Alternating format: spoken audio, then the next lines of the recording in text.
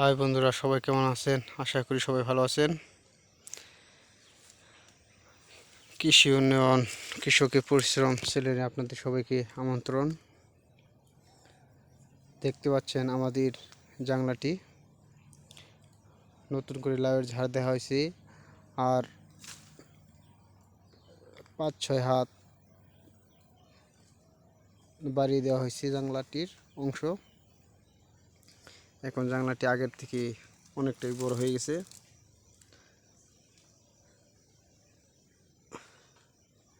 এখন বিকাল 3টা বাজে। এটি লাউয়ের ঝাড়, পাশে সিম গাছ রয়েছে। এই যে কুমড়ো গাছ, দেখেন কুমড়োর জালি তার থেকে একটু বড়। এই যে দেখেন কুমড়োর জালি, ওই যে ভিতরে আরেকটি কুমড়ো, আর এই যে নিচে কুমড়ো। অনেকগুলি কুমড়ো আছে, 30-40টি কুমড়ো আছে।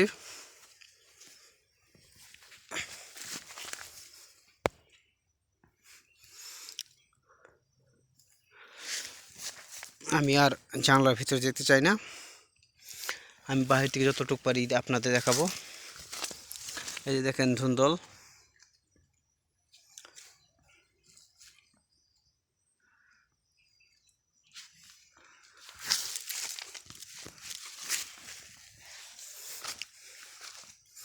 পেঁপে গাছ। কুমড়ো গাছটি অনেক অসাধারণ হয়েছে, সব থেকে লাভজনক একটি ফসল হয়েছে আমাদের, সেটি হলো কুমড়ো। আর অন্য কোনো ফসলে লাভ হয়নি। শসা বলেন, ধুন্দল বলেন, কোনোটি এত ফলন দেয়নি যতটা ফলন দিয়েছে কুমড়া। ওই যে দেখেন ওইদিকে পাশে বাড়িয়ে দেওয়া হয়েছে, দেখেন কত কুমড়ো ধরেছে, অনেক কুমড়ো। গতবার 20-25টি ছিল, এবার মনে হয় 40টি ভালো করেই হবে। প্রচুর কুমড়ো, 40টার বেশিও হতে পারে।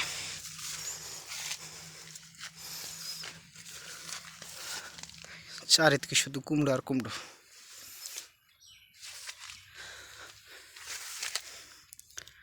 যেহেতু এখন খরা পড়েছে, তাই জাগলাটিতে সেচ দিতে হবে, মোটরের পানি দিয়ে পানি দিতে হবে, নইলে ফলন কমে যাবে। গাছের গোড়াগুলো শুকিয়ে যাচ্ছে।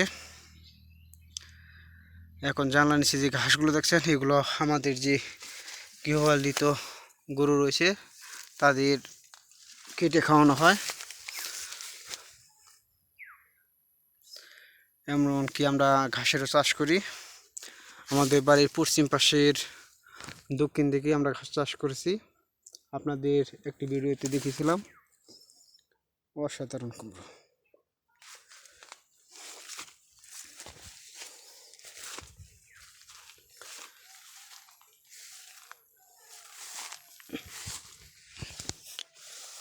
এই লাউ গাছ হইতেছে, আবার কিছু লাউ গাছ বড় হয়ে গেছে, জাংলায় উঠে গেছে। এদিকে বাড়িয়ে দেওয়া হয়েছে।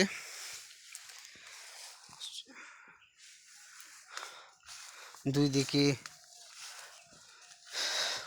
কত জায়গায় 5-6 হাত, আবার কত জায়গায় 10 হাত করে বাড়িয়ে দেওয়া হয়েছে। লাউ গাছ, অসাধারণ লাউ গাছ হয়েছে।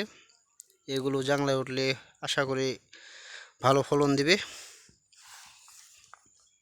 যারা যারা আমার ভিডিও দেখছেন, সবাই আমার চ্যানেলটি সাবস্ক্রাইব করে আমার পাশে থাকবেন। সবাইকে ধন্যবাদ।